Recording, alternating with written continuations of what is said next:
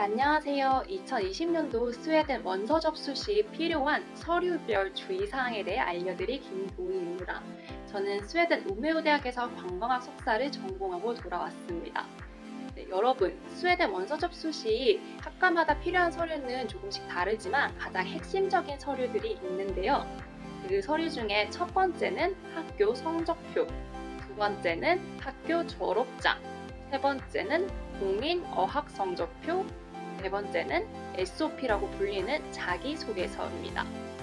이 네 가지 항목을 저와 함께 자세히 살펴보도록 할게요. 여러분이 저한테서 집중해야 될 거는 이때 내가 어떤 것에 주의를 해야 되는지 잘 들어보시면 좋겠습니다. 첫 번째로 학교 성적표나 학교 졸업장을 제출을 할 때는 반드시 원본을 제출하는 것이 중요합니다.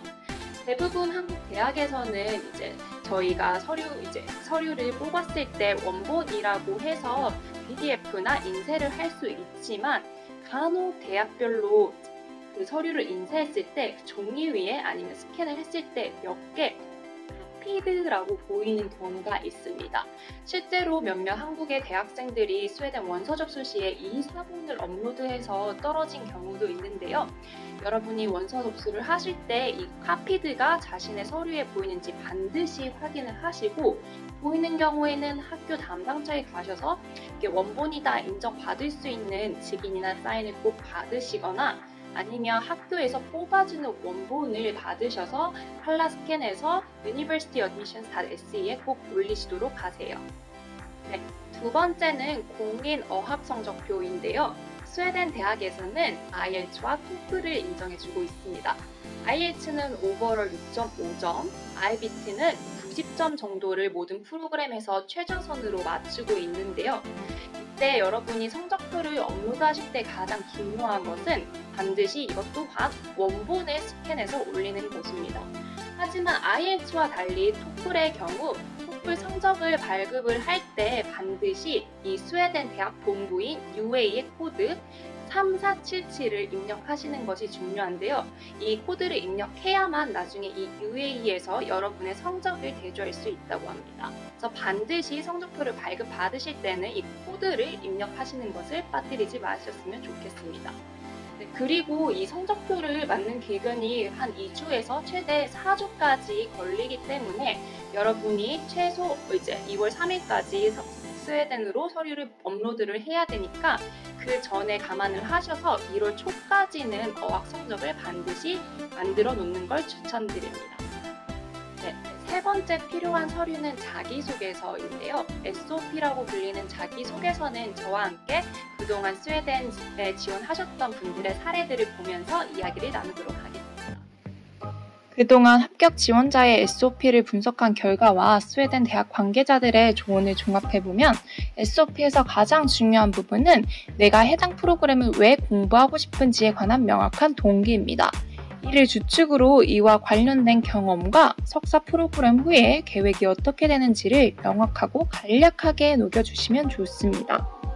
첫 번째로는 서두에 지원 동기가 분명히 드러나는 게 좋은데요.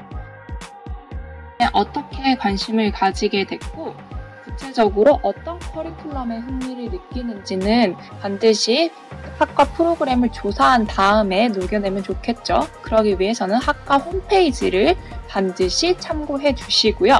지금부터는 다양한 사례를 통해서 한번 보겠는데요. 이분은 룬드대학교의 환경공학 프로그램에 진학한 케이스입니다.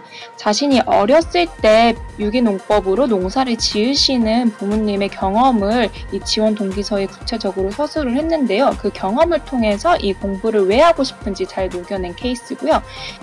다음 사례는 기자로 직장 생활을 하시다가 룬드대학 관광학과 서비스 경영학에 진학하신 케이스인데요.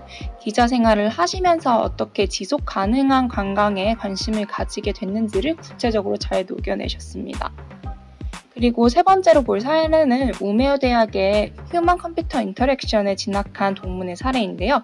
왜 스웨덴인지도 나타낸 것도 흥미롭지만 특수교육학을 공부하면서 그리고 관련 경험을 하면서 이 학문에 대해서 어떤 니즈를 느꼈고 내가 이걸 통해서 어떤 것들을 공부하고 싶은지를 잘 녹여낸 케이스입니다.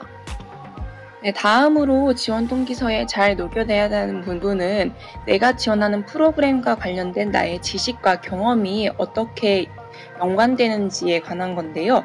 여러분이 하신 학교 팀 프로젝트, 대외 활동, 아니면 들었던 수업, 아니면 여행 중에 깨달았던 것, 경험했던 것, 어떤 경험이라도 설득력을 지닐 수 있으니 그 작은 것들을 한 번씩 잘 돌아보시면서 적으시면 좋겠습니다. 네, 이 사례는 룬드대학 국제개발학 프로그램에 진학한 동문의 SOP인데요. 이분의 경우에는 5년 정도의 일한 경험을 그분이 경험했던 프로젝트 위주로 굉장히 구체적으로 서술했습니다. 프로젝트와 관련된 권위 있는 기관들의 이름도 언급하신 게 인상 깊네요. 결국에 5년간의 직장 경험 이후 학업적 니즈를 느껴서 프로그램에 지원한다라는 거를 확실히 드러냈죠. 네, 이 SOP는 앞서 말씀드린 룬드대학 환경공학을 졸업한 동문의 것인데요. 학과 프로그램의 구체적인 커리큘럼을 사전에 조사한 게 이 SOP에 잘 드러나고 있죠. 그리고 자신의 일한 경험이 이 프로그램을 지향하는 목표와 어떻게 연관되는지를 설득력 있게 녹여내셨습니다. SOP의 마무리는 석사 후 미래 계획과 포부를 드러내며 마무리하면 되는데요. 석사 진학 후 쇼트텀, 롱텀 상관없이 어떤 목표를 가지고 있는지, 석사 후 예를 들면 박사를 하고 싶다던가, 어떤 커리어를 목표로 하고 있다던가, 아니면 내가 배운 지식을 토대로 어떠한 비전을 지닌 사람이 되고 싶다던가 등 자신의 솔직한 목표와 포부를 드러내는 것은 석사 프로그램에 진학하는 이유가 분명하다는 메시지를 주겠죠. 참고하시고 잘 이렇게 마무리하시면 되겠습니다. 네, SOP는 여러분의 경험입니다. 따라서 자신의 학업이나 관련된 경험을 잘 돌아보시고 필요한 경험들을 잘 뽑아내셔서 녹여내시는 게 좋고요. 가장 중요한 것은 여러분이 지원하시는 프로그램의 구체적인 코스워크 또한 한번 홈페이지에서 꼭 살펴보시고 SOP에 잘 연결지어 쓰시면 좋겠습니다. 그리고 간결하고 명료하게 쓰시되 여러분이 쓰신 것들을 다른 분들께 한번 읽어보라고 드리고 그 이후에 필요한 부분을 피드백 받고 수정하셔서 제출하시면 되겠습니다. 여러분의 건승을 빌며 심화편은 이렇게 마치도록 하겠습니다. 감사합니다.